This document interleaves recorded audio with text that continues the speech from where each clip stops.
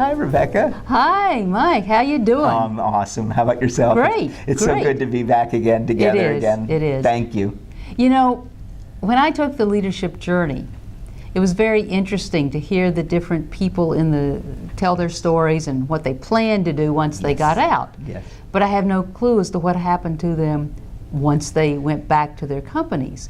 So how about telling me a story about somebody that took this back and implemented it? That is a great, great question, and I thank you for asking it. I'd like to tell a story about Steve. He took the leadership journey to heart and all components of the leadership journey. And let's talk about that. How did it happen? He had been involved in the broadcast industry for many, many years, and his vision was to acquire more and more stations, television stations, and grow a very sophisticated multimedia television broadcast operation, okay? Mm-hmm. And his vision started to get more and more created as time goes on. And then what he said is, my vision is to create the largest multimedia broadcast company in the world. Wow. That's quite a vision. So it's quite a vision. It's a telescope. As you know, in the journey we talk about the telescope, something being way, way out there.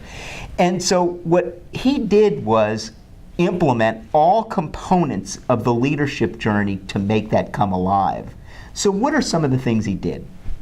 Well, first of all, he recognized that is my vision. I really, really want that to happen.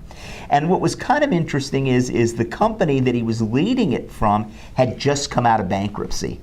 So making it more difficult, you have to get people to see this new world and what it could be. And so he was able to take this concept of motivation, which is this dream, and start to connect it to key tools from the leadership journey and from leadership in general, and apply it in reality and see how it could take the company to success. Now, we weren't the only element. He used a lot of elements, but the key concepts are the same no matter what leadership position you're in. You've got to take these elements and apply them. So what was the thing he did? Well, he created a mission. That was the next step. And we know how important mission is. And the mission is what you're going to do and how you're going to do it to carry out this dream. So the mission he created was grow assets faster than the cost of money. Seems different. What does that mean? How do we make that happen? How do we, as people that work for this company, carry out that mission? Well, that's the discussion and the actions and the behaviors that needed to get created from there. How do you create an environment where people can get that to happen? So the first thing we had to do was identify the traits we needed, identify the behaviors we needed to be successful, and then start connecting leadership behaviors to it. And the first thing we worked on was hiring. Of course, you've got to have the right people. Got to have the right people.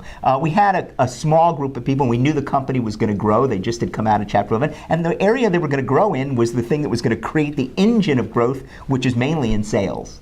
So we ended up setting up criteria to be an effective salesperson. But we really didn't even call it sales. What it is was, instead of selling TV ads, our new salespeople, or new approach was going to be holistic deliverers of marketing services to the customer. Don't push an ad.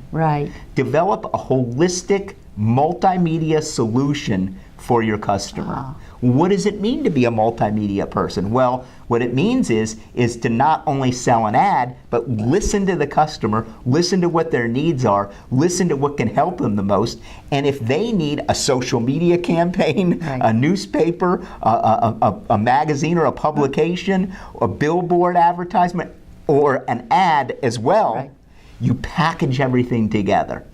And you piece this together so that it's a package given to the customer, really hearing what their needs are. And it was tremendously successful. So everybody that had to be hired had to be able to do that kind of selling. Well, what was another key process he changed? Training. Why did training have to be changed. It makes sense, right? Right. It makes sense the training had to be changed because the training had to correlate with this new approach. Yes. And it wasn't just in the sales position, it was with the people managing the salespeople, it was the people managing the operations. We did a tremendous amount of consolidations. Why? Consolidations make sense. If you're going to grow your assets faster, you want those assets to be very, very profitable. So we now connected hiring, we now connected training. Well, what else can we connect? We connected rewards and recognition. Why would you want to do that? So you want to connect. Where it is. That's where it is. You want to reward the behavior and the results that you're getting, particularly the results, and the actions towards it. Even if they were trying, you wanted to give them something because you said, this is what we really want. We're going in the right direction. We're going in the right direction. You get more and more momentum going towards those targets. And the success, because they started tying everything to it, started to gain momentum. So what we did is we implemented a communication process that tied it all together. We did it through Facebook. We did it through any means we could to communicate to this company what was going on and when. And all of the momentum was going in the same direction. Yeah. And I will tell you, the results were unbelievable. And the way we measured the results was they were able to sell the company for a very, very high amount of money. And also the people themselves felt so rewarded because they could participate in this massive change. So there's how an example of how you take a dream and implement it across an organization. And that can be done for any level. Right.